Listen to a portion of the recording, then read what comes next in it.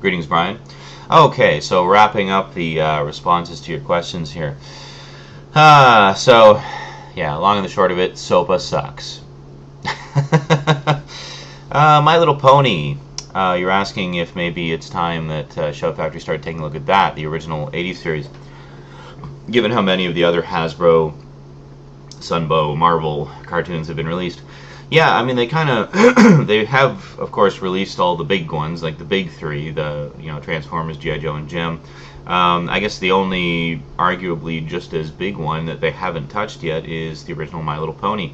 And yeah, absolutely. I mean, I was never a fan of My Little Pony myself, I mean, because it just wasn't my thing, But I know a lot of people enjoyed it, a lot of people grew up with it, and there's a huge fan base out there. And, given the popularity of the new show, Friendship is Magic, I mean, I know that there's a massive fan base of that. I mean, it's really, really transcended the age group that it was, I guess, originally intended for. And now there's a lot of, probably even more adult fans than there are little kid fans. So, the so-called bronies and whatnot.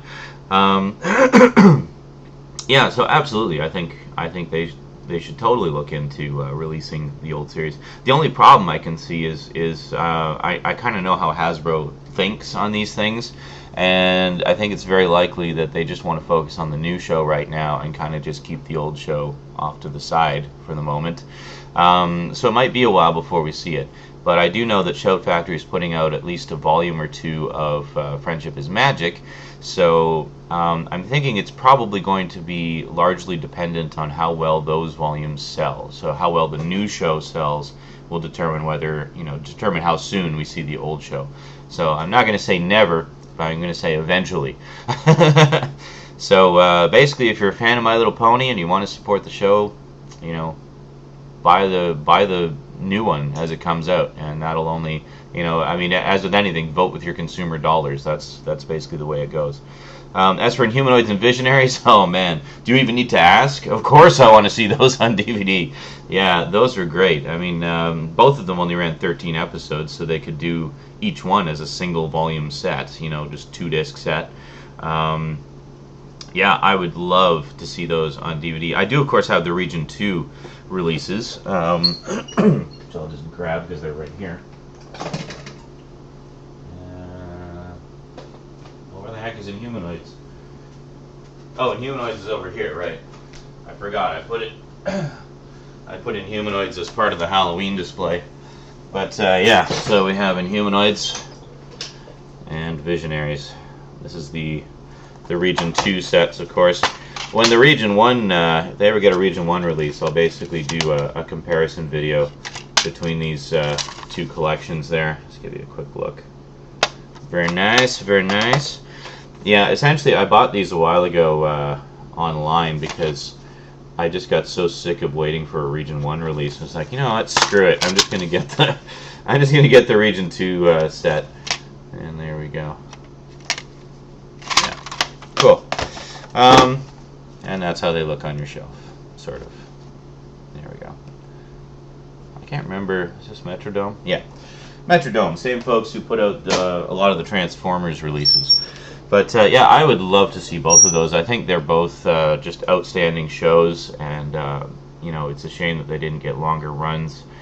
But I guess on the plus side, we have 13 quality episodes of both of them, rather than it being drawn out forever until you get sick of it, So yeah, good stuff. I would definitely like to see a Region 1 release of both of those. This is a big question. I keep meaning to do a video on this particular subject, talking about putting 80s and 90s cartoons on Blu-ray.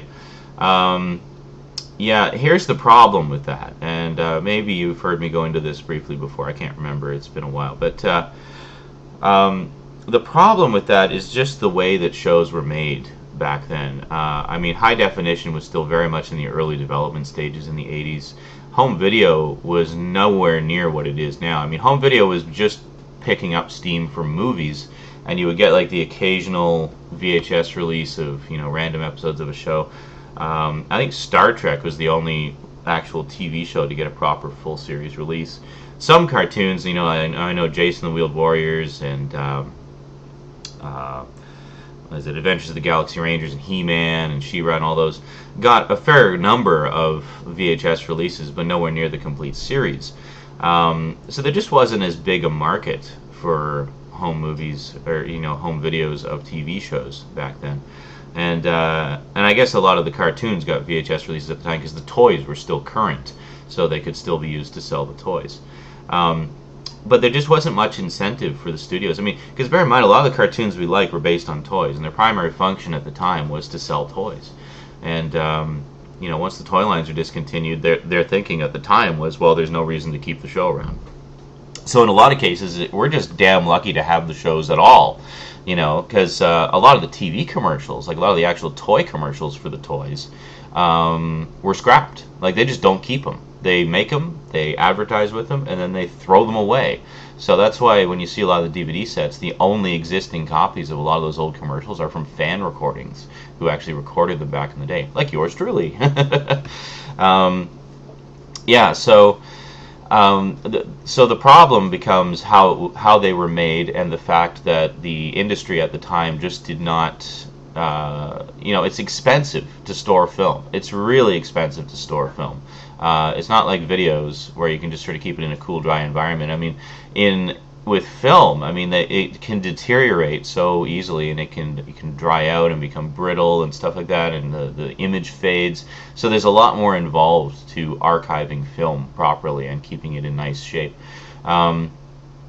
So with something that was essentially considered a disposable medium like television, or even more specifically a disposable medium like cartoons based on toys, there was a lot less incentive to keep the film prints around. Now, in the case of some of the Sunbow Marvel shows, they found 35mm work prints, but the problem is those are work prints, and they have problems with them. You know, they're either the coloring is wrong, or they have early takes of shots that were later corrected for the broadcast version.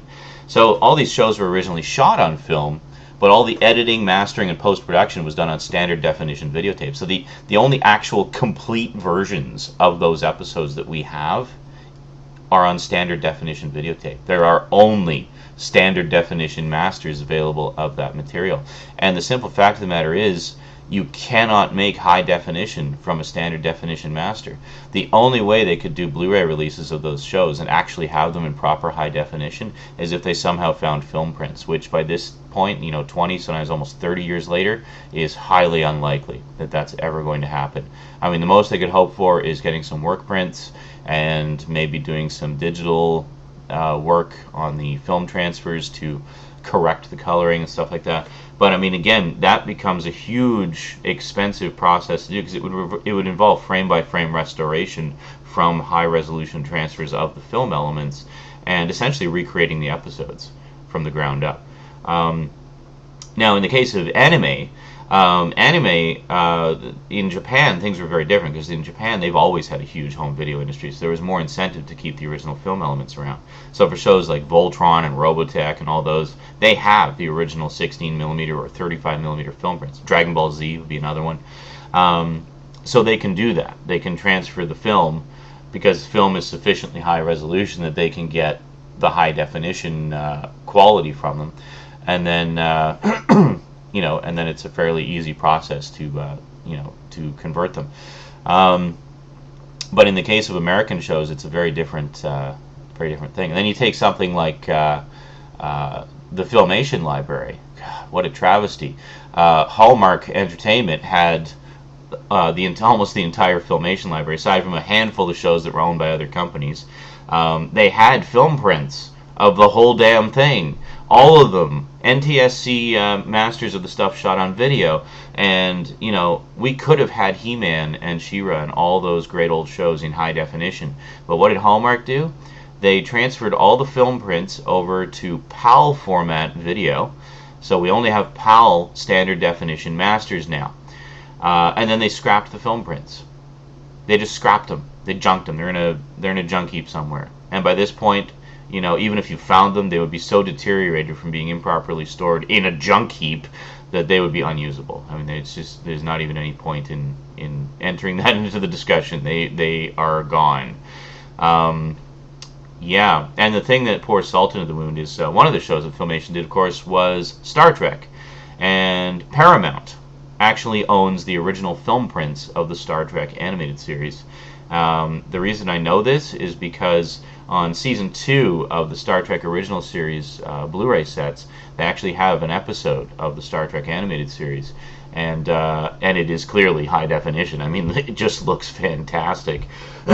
Colors are bold and sharp. The lines are crisp and clean, and the painted backgrounds just look amazing. You know, it is absolutely fantastic. So I'm really hoping they do a full Blu-ray set of Star Trek. But for the vast majority of 80s and 90s cartoons that we love, unfortunately, the sad truth is the most they could do is basically put them on Blu-ray in standard definition and give them a bump up in bitrate.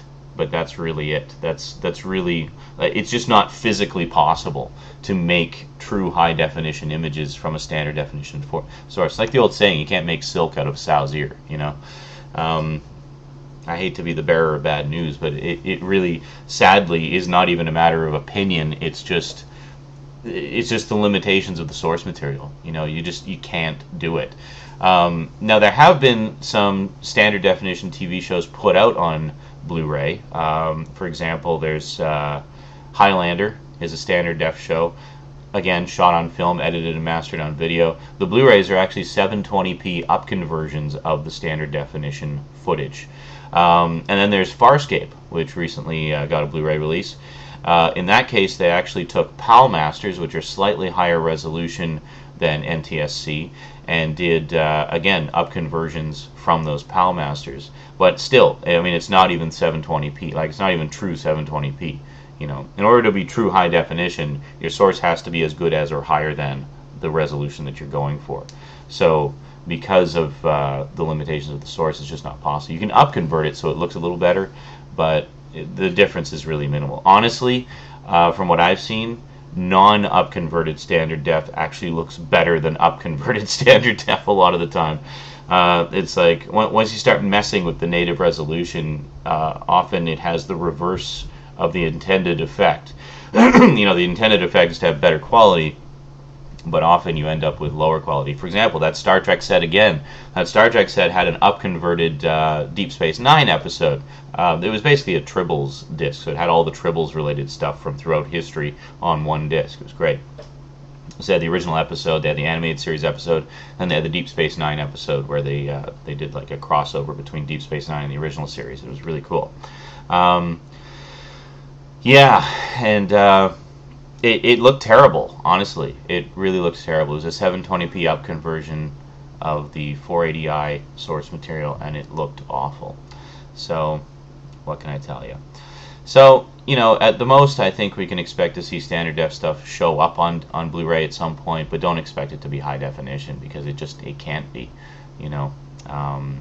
With very, very few exceptions. The reason we see older shows, like stuff from the 70s, 60s, and 50s on Blu-ray in high definition, is because back then, everything was done on film.